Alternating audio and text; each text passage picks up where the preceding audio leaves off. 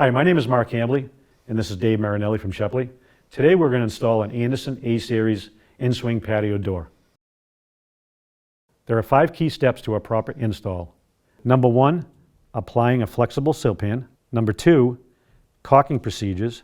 Number 3, shimming procedures. Number 4, flashing procedures. And number 5, sealant procedures. Okay, so the first step before we do the install is applying a flexible sill pan. But before we do that, we want to just make sure that the sill is nice and level before we install the unit. Once you put the unit in, you cannot flash, you cannot shim up off the sill. You want to get the flex pan even to the inside of the rough opening here and up about 4 to 6 inches on each side. So once you get this down, you can use a J-ruler to kind of flatten it out, get it nice and secured to the subfloor, and then you can start working the corners here. The corners are really nice because it folds right down, right around the opening.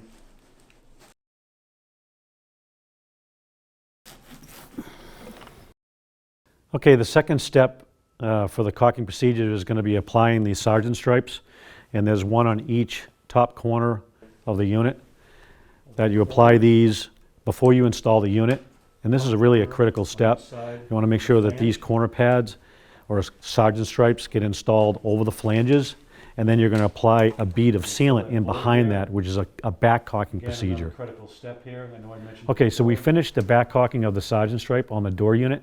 So now we're going to start applying the 3 beads of sealant on the sill and doing the perimeter caulking. So there are 3 measurements on the sill before you apply the bead, and the beads are strategically applied onto the sill. There's a 1/4 inch, 1 1/4 inch, and 4 1/4 inch. So I take a square and So let's start applying the 3 beads on the sill. Okay, now that we've completed the 3 beads at the sill, before we can do the perimeter bead, we need to cut 45s at the header. We'll just tack a staple up here just to kind of hold it in place. Perimeter bead around the rough opening, sealing it up all the way around the perimeter. Okay, so the rough opening is prepared, so now we're going to install the unit and get it centered up with inside the opening, and then we'll pin the door before we start the shimming. We got the unit in the opening. Now we're going to start to pin the unit. Before we start the shimming procedures, we need to make sure that this unit is nice and plumb. We've already got we know that the sill is level here. Shims here. So what we want to do is we want to pin each bottom. We're going to go to the top. All right, that's good. I'm going to put the shim in. Good.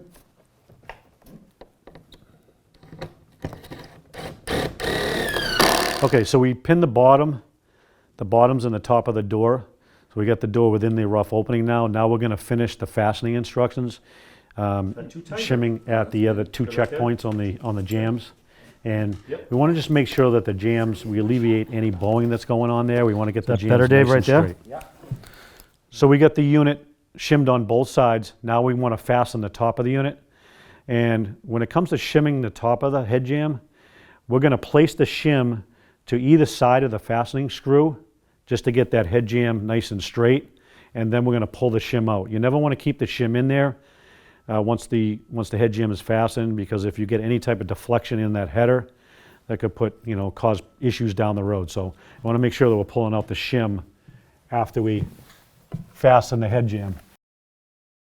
Now we're going to start step 4, which is flashing instructions, and we're going to be using a 3M flashing tape.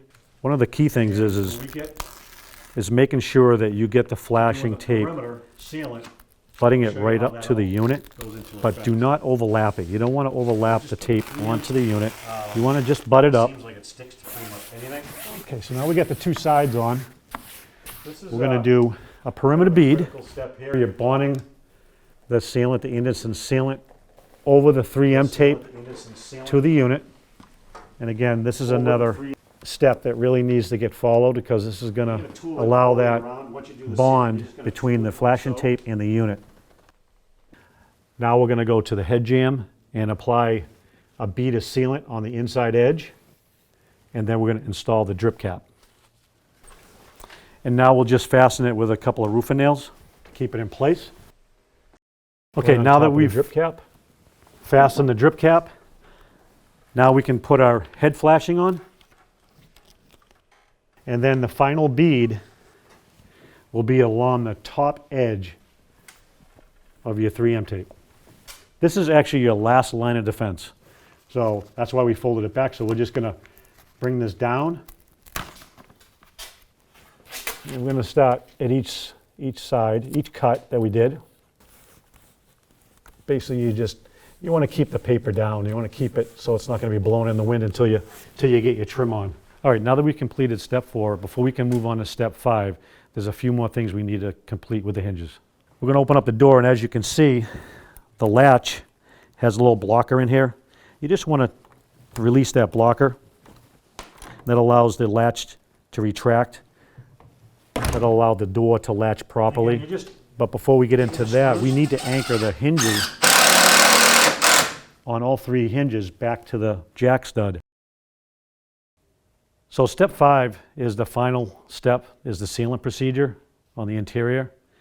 And we recommend Pure Black, was a low expansion spray foam insulation. And getting the Pure Black to the backside corners of the flange will help high performance the unit before you actually go around the perimeter with your normal sealant. So what we're going to do is I'm going to use the Pure Black first. All right, so now that we've done the Pure Black, now we're going to do the window and door foaming procedure. And this is a low expansion foam, so just want to go up and around the shims. Just want to getting inside. You don't need to fill the whole cavity. You want to just get in. Getting inside. You don't need to fill the whole cavity. Put a nice bead of sealant right through there, so you're making a airtight pocket. So with the installation hardware, Andersen gives you these sill clips, and these clips are designed to fasten down on the inside.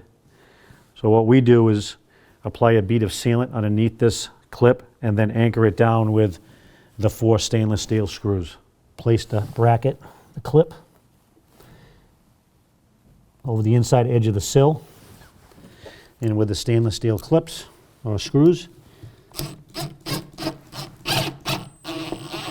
going to anchor that down. Okay, so that concludes our 5 steps. So just to review our 5 keys to a proper install. Step 1, applying a flexible sill pan. Step 2, caulking procedures. Step 3, shimming procedures. Step 4, flashing procedures. And step 5, sealant procedures. I hope you found this informative. Thank you so much for watching.